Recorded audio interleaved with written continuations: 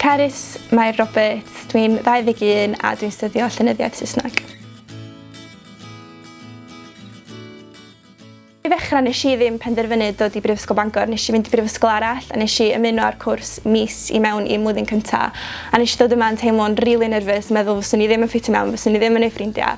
Ond syth nes i gyrraedd yr adran oedd yr darlithwyr i gyd mor groesawgar. Wnaethon nhw gyd eistedd fi lawr a mynd trwy'r modiwlau gwahanol, mynd trwy'r astudiadau gwahanol, roed fatha outline o bob dim fyswn ni'n neud yn ystod y mlwyddyn cyntaf.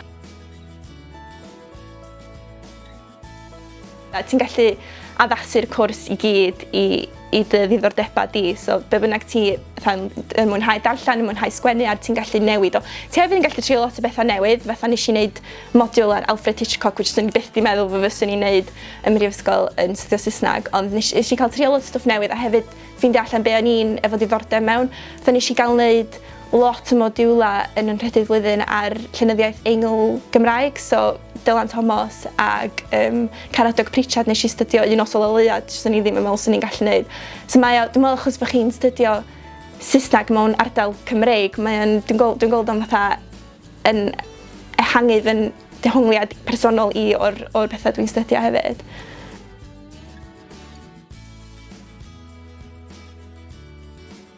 Fy hoff modiwl i ydy yr literature of laughter nes i wneud yn y mlwyddyn cyntaf, achos dwi'n meddwl oedd roed cyflwyniad rili da i'r cwrs yn gyffredinol. Oedd o'n dechrau efo pethau medieval a mynd ymlaen i stwff mwy modern, so ni'n teimlo bod chi'n cael overview eitha da o be fyswn ni'n wneud yn y tair mlynedd i gyd, a ni'n teimlo fatha wnaeth o rili neu fi edrych ymlaen i'r blynyddoedd i ddod.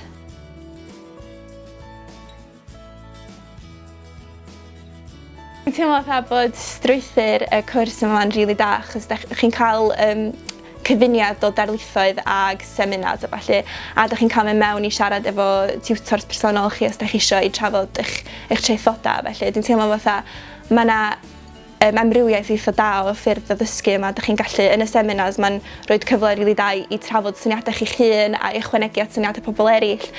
Ac yn y darlithoedd hefyd, ydych chi'n cael safbwynt rili da mwy cyffredinol o fatha context y llyfrau ydych chi'n astudio felly.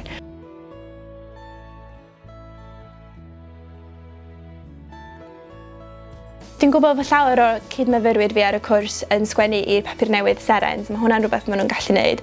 Mae yna adran llyfrau, dwi'n meddwl, yn y papur newydd, so dwi'n meddwl fod hwnna'n rili da, achos mae'n yn uniongyrchol cysylltu â'r cwrs maen nhw'n astudio. Nes i'n bersonol cymryd rhan yn Cymdeithas Drama Saesneg y Prifysgol, so nes i wneud perfformiadau efo nhw yn y mlwyddyn cyntaf a'n ail mlwyddyn, methu wneud yn trydydd flwyddyn achos o'n i efo gormod o waith. Ond hwnna'n rili diddorol achos o'n i'n perfformio llyfrau, o'n i'n astudio ar y modiwlau fi, felly oedd o'n rhoi dehongliad pellach i fi o pethau o'n i'n astudio. Nes i rili mwynhau, dwi wedi gwneud lot o'n ffrindiau ar y cwrs trwy y gymdeithas hefyd.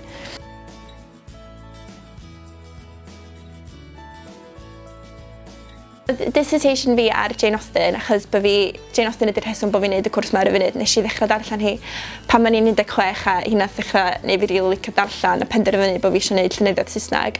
So teitl y dissertation oedd Bad Austen, ac o'n i'n edrych ar y merched oedd yn campihafio, a'r dynion oedd yn campihafio, mwyn dangos oedd hi yn criticio cymdeithas hi a ballu, oedd hi ddim jyst yn aros o fewn problemau domestic amdan prodas y stwff, oedd hi'n actually sôn am pethau rili eang a dwys hefyd.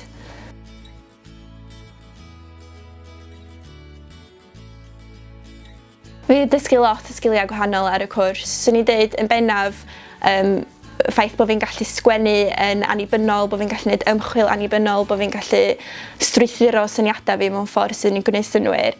Ac y ffaith bod fi'n hyderus yn rhannu syniadau efo criw o bobl, bod fi'n gallu ychwanegu at syniadau pobl eraill.